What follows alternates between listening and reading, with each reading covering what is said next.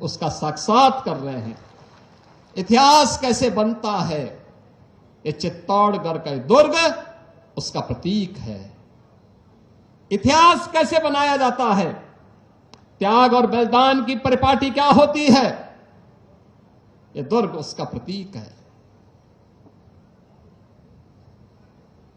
आज का ये श्रद्धांजलि समारोह हम सबको इस बात के लिए भी प्रेरित कर रहा है,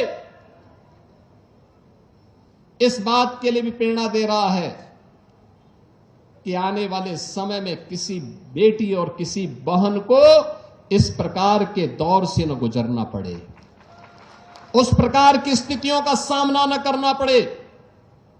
और मैं सचमुच जब जौहर की गाथा के बारे में, जिसके बारे में हमारे केंद्रीय मंत्री श्री शेखावत जी यहां पे कह रहे थे 1303, 1535 और 1568 में जो तीन बड़े जौहर यहां पर देखने को मिले हैं, भारत का इतिहास जिन वीरांगनाओं के इस जौहर से भरा पड़ा है।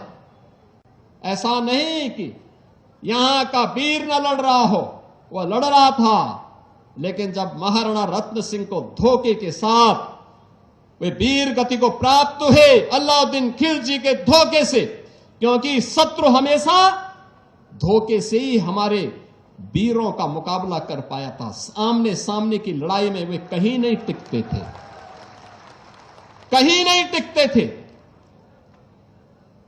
लेकिन धोखे से जब वह महाराणा रत्न सिंह वीर गति को प्राप्त हुए, गोरा और बादल जैसे वीर सेनापति लड़ते हुए वीर गति को प्राप्त हुए, तो महारानी पद्मिनी के नेतृत्व में हजारों वीरांगनाओं ने नारी अस्मिता की रक्षा करने के लिए उस समय जो जौहर व्रत लिया था, वह जौहर उस समय की परिस्थिति थी, उस समय की परिस्थिति थी। नारी गरिमा का, नारी गौरव का एक श्रेष्ठतम उदाहरण था कि किसी भी धर्मी को एक केवल नारी नहीं, भारत माता की धरती पर टिकने नहीं देंगे।